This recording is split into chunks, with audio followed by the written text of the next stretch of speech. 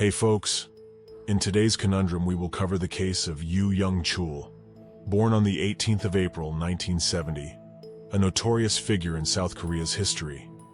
Infamous for his heinous acts, he is known as a serial killer, sex offender, and self-confessed cannibal. Yoo's dark legacy revolves around his admission to the murders of numerous individuals, primarily targeting prostitutes and affluent elderly women. The Seoul Central District Court eventually found him guilty of 20 murders, although one case was dismissed as it was attributed to another serial killer named Jung Nam-gyu.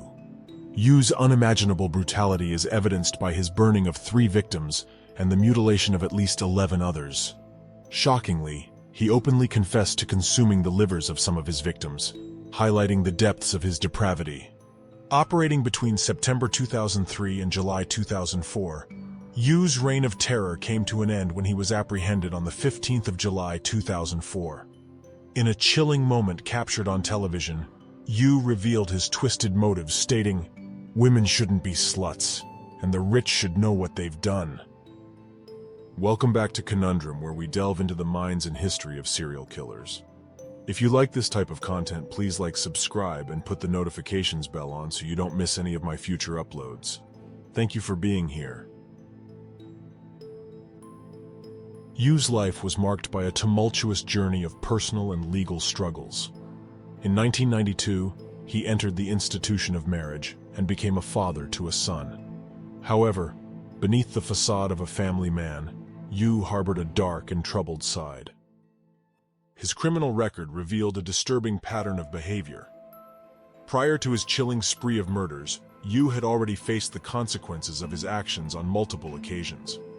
With a staggering 14 convictions under his name, he had been found guilty of various charges. Each conviction brought him face to face with the justice system, resulting in a cumulative prison sentence of 7 years. These years behind bars were seemingly insufficient to rehabilitate Yoo, as he embarked on a horrifying path that would forever stain his name. The inexplicable transition from a life of crime to a series of brutal murders baffled those who were familiar with his troubled past. Between September and November 2003, Yoo embarked on a chilling spree of serial murders, targeting wealthy senior citizens. Breaking into their homes, he mercilessly bludgeoned them to death with a hammer.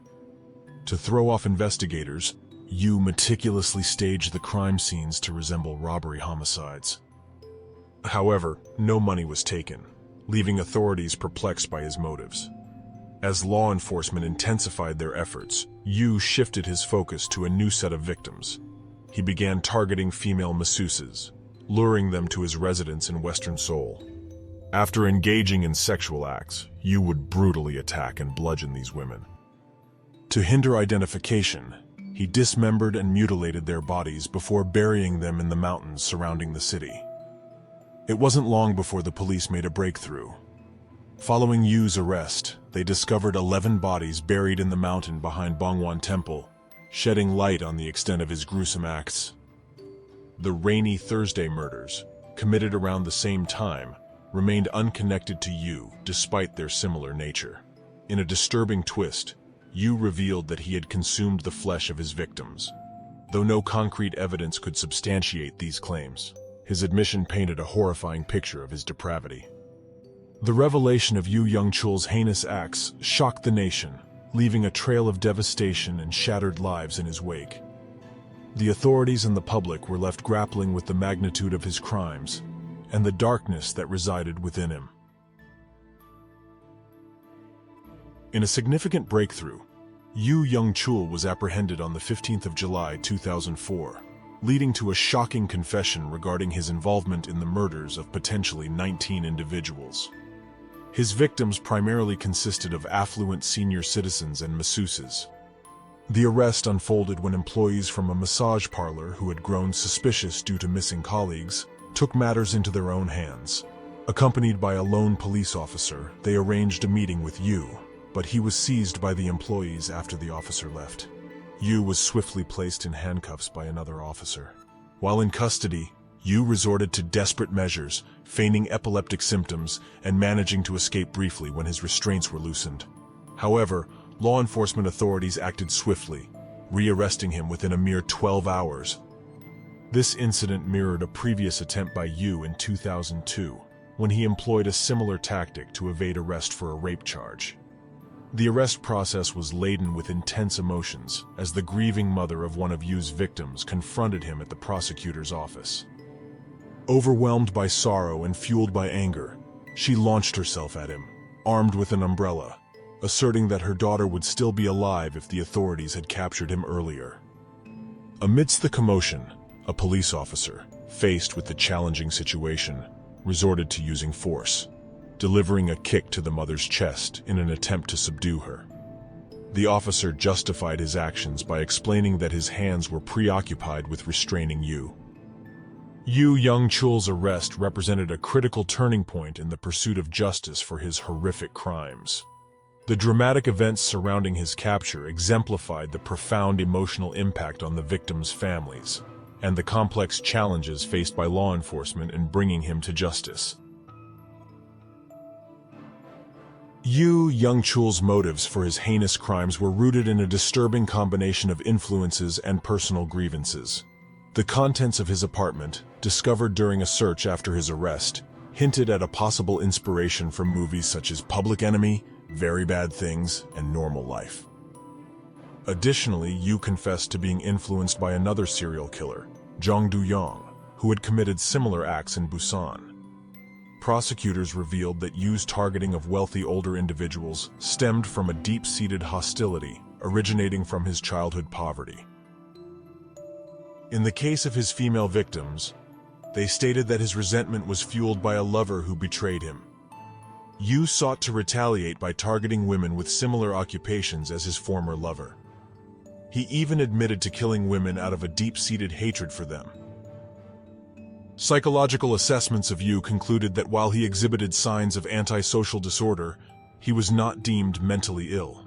Instead, he was found to have constructed his own belief system, characterized by a profound distrust of moral and social norms. During his trial, the lack of physical evidence linking Yoo directly to the murders became apparent.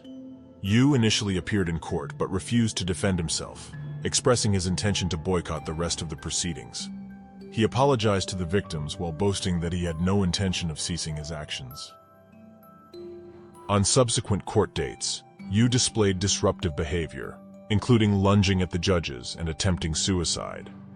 Prosecutors sought the death penalty for Yoo, and he was ultimately sentenced to death on the 13th of December 2004 for 20 counts of murder. The count relating to the February 2004 Imundong murder was dismissed. Prosecutors appealed the verdict to secure an additional count of murder, but the Supreme Court upheld the lower court's sentence. Yoo's case profoundly shocked South Koreans and reignited the debate surrounding capital punishment in the country. Despite the death penalty still being permissible by law, it had not been implemented since 1997. However, support for capital punishment grew following the revelation of Yoo's gruesome crimes.